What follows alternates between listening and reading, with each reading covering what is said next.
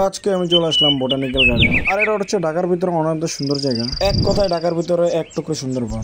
আর এর লোকেশন হচ্ছে মিরপুর 1 নম্বর, সো যে কোনো কেউ চলে আসতে পারে। আর আমি প্রথমে চলে আসলাম লেকের পাড়ে। সো গাইস, আমি এখন আছি লেকের পাড়ে। অ্যান্ড লেকটা জাস্ট আপনারা দেখেন, একবার ভিউটা দেখেন। এখানে কি সুন্দর বৃষ্টি হচ্ছে, টিপি টিপি বৃষ্টি, আর সব কিছু গ্রিনারি। আমি যেটা জানি, যতটুকু জানতে পারছি, যে সকাল সকাল আর কি ওখানে মানুষ জগিং করার জন্য আসে, যারা হচ্ছে এখানে থাকে এদিকে। তো জায়গাটা কিন্তু আসলে খুব সুন্দর। আর এখানে এত সুন্দর একটা জায়গা আছে আমাদের এখানে। ইনশাল্লাহ আমি আরও আসবো, আপনাদের আরও ভালো করে এক্সপ্লোর করে দেখাবো। এখন একটু চলেন আরও সামনে যা দেখি, আরও নতুন একটা জায়গা কোথাও যা দেখি আর কি আছে। তো আমরা একটু এদিক দিয়ে সামনে যাচ্ছি, কারণ এখানে অনেক সুন্দর একটা জায়গা আছে। এখানে দেখলাম, আমি অনেক আগেতেই দেখতেছিলাম যে মানুষ ছবি তুলে ছাড়ে। তো চলেন আমরাও যাই, দেখি আমি দিয়ে একটা ছবি তুলতে পারি কিনা।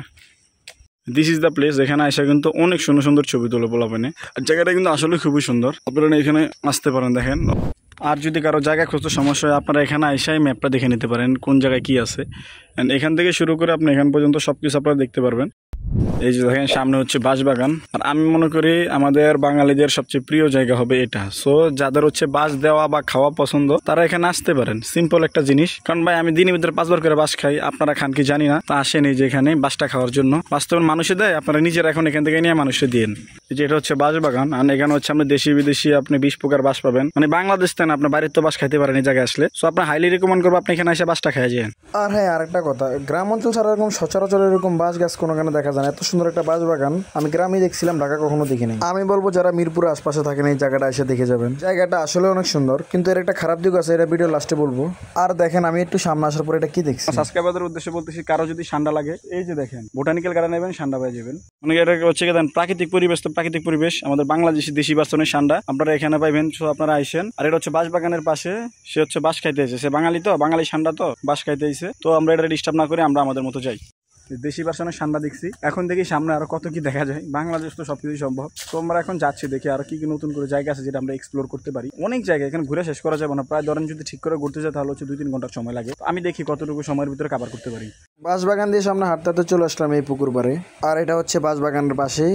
তো গাইস, এই যে ওখানে হচ্ছে শাপলা পুকুর, দেখেন আপনারা। এখানে যা আছে সব শাপলা। সো এই যে দেখতে পারেন আপনারা, জাস্ট ভিউটা দেখেন। ভিতরে যা আছে সব শাপলা, চারিদিকে হচ্ছে নাইকেল গাছ। আর এখানে হচ্ছে মানুষ বসে এখানে আসার জন্য, যে মানুষ সকালবেলা জগিং করতে আসছে এখানে বসে। সো আপনারা আসলে এখানে একটু বসে একটু সময় কাটাতে পারেন, আর পুরো জিনিসটা ঘুরে দেখতে পারেন। সো গাইস, আমরা হচ্ছে শাপলাইয়ের থেকে আসলাম। এখন আমরা দেখেন এখানে একটা পার্কের মতো আছে, আপনাদের দেখাই। যে আসলে এই জায়গাটা সবাই যদি বাচ্চা নিয়ে আসেন তাহলে এটা ঘুরতে পারেন আপনারা এই জায়গাটায়। এটা হচ্ছে শিশু পার্ক, আর এখানে বাচ্চাদের খেলার জন্য অনেক অনেক রাইডস আছে। সো গাইস, আমরা ভিতরে ঢুকলাম। এন্ড সামনে আছে একটা দোলনা, যেটাতে আমি এখন বসবো, কতক্ষণ সময় কাটাবো।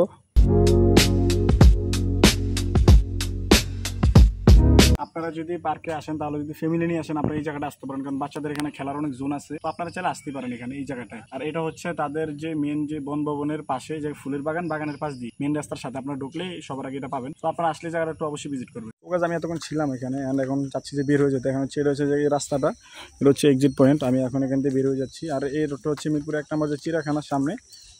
জাস্ট রাস্তাটা দেখেন, এত সুন্দর একটা রাস্তা আছে।